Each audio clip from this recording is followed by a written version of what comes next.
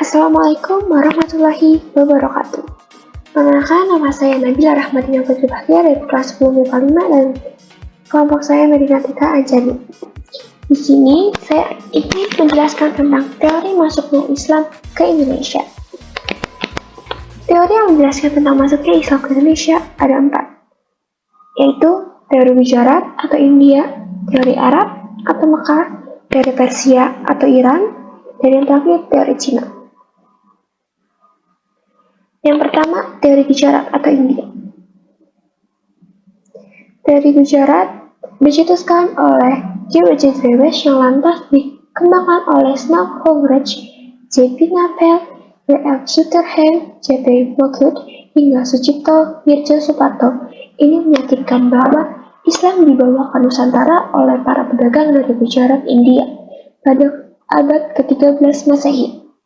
Kaum saudagar Gujarat datang melalui Selat Malaka dan menjalin kontak dengan orang-orang lokal di bagian barat Nusantara yang kemudian melahirkan Kesultanan Samudra Pasai sebagai kerajaan Islam pertama di Indonesia. Salah satu bukti yang mendukung teori ini adalah ditemukannya makam Malik As-Saleh dengan angka 1297. Nama asli Malik As-Saleh sebelum masuk Islam adalah Marah Siluh. Ia merupakan pendiri Kesultanan Samudra Pasai di Aceh. Selanjutnya ada teori Mekah atau Arab. Selanjutnya tentang masuknya Islam di Indonesia diperkirakan berasal dari Timur Tengah, tepatnya Arab. Teori Arab Mekah didukung oleh J.C. Vanner, Anthony H. Jones, T.W. Anfong, hingga Abdul Malik Karim Amrullah atau Buya Hamka. Menurut Buya Hamka, Islam sudah menyebar di Nusantara sejak abad 7 Masehi. Hamka dalam bukunya berjudul Sejarah Umat Islam tahun 1997 menjelaskan salah satu bukti yang menunjukkan bahwa Islam masuk ke Nusantara dari orang-orang Arab. Bukti yang diajukan Hamka adalah naskah kuno dari Cina yang menyebutkan bahwa sekelompok bangsa Arab telah bermukim di kawasan pantai barat Sumatera pada tahun 625 Masehi. Di kawasan yang pernah dikuasai kerajaan Sriwijaya itu juga ditemukan nisan kuno bertuliskan nama Syekh Rukunuddin wafat tahun 672 Masehi. Selanjutnya ada teori Persia atau teori Iran. Teori bahwa ajaran Islam masuk ke Nusantara dari bangsa Persia atau wilayah yang kemudian menjadi negara Iran pada abad 13 Masehi didukung oleh Umar Amir Hussein dan Hussein Jajadiningrat. Abdurrahman Misno dalam Reception Through Selection Modification Antropologi Hukum Islam di Indonesia tahun 2016 menuliskan Jajadiningrat berpendapat bahwa tradisi dan kebudayaan Islam di Indonesia memiliki persamaan dengan Persia. Salah satunya, contohnya adalah seni kaligrafi yang terpahat pada batu-batu nisan bercorak Islam di Nusantara. Ada pula budaya Tabot di Bengkulu dan Tabuik di Sumatera Barat yang serupa dengan ritual di Persia setiap tanggal 10 Muharram.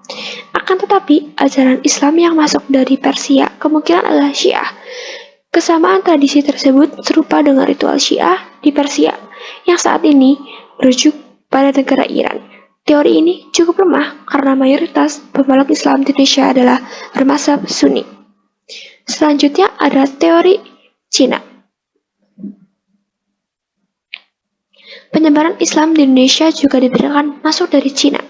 Ajaran Islam berkembang di Cina pada masa dinasti Tang 618 sampai dengan 905 Masehi. Dibawa oleh Panglima Muslim dari kekhalifahan di Madinah semasa era Khalifah Utsman bin Affan, yakni Sa'ad bin Abi Waqqas. Kanton pernah menjadi pusatnya pada pendawang Muslim dari Cina. Jane A. Berley 2004 dalam buku Islam ini, Cina menyebut relasi pertama orang-orang Islam dari Arab berbangsa Cina terjadi pada 713 Masehi. Diyakini bahwa Islam memasuki Nusantara bersamaan migrasi orang-orang Cina ke Asia Tenggara. Mereka memasuki wilayah Sumatera bagian selatan Palembang pada 879 atau abad ke-9 Masehi. Bukti lain adalah banyak pendakwa lain keturunan Cina yang punya pengaruh besar di Kesultanan Demak, kerajaan Islam pertama di Jawa. Seiring dengan keruntuhan kemaharajaan Majapahit pada perjalanan abad ke-13 Masehi, sebagian dari mereka disebut Wali Songo. Dalam buku sejarah yang ditulis oleh Nana Supriyatna diungkapkan, Kesultanan Demak didirikan oleh Raden Patah, putra Raja Majapahit, dari istri seorang perempuan asal Cina yang telah masuk Islam.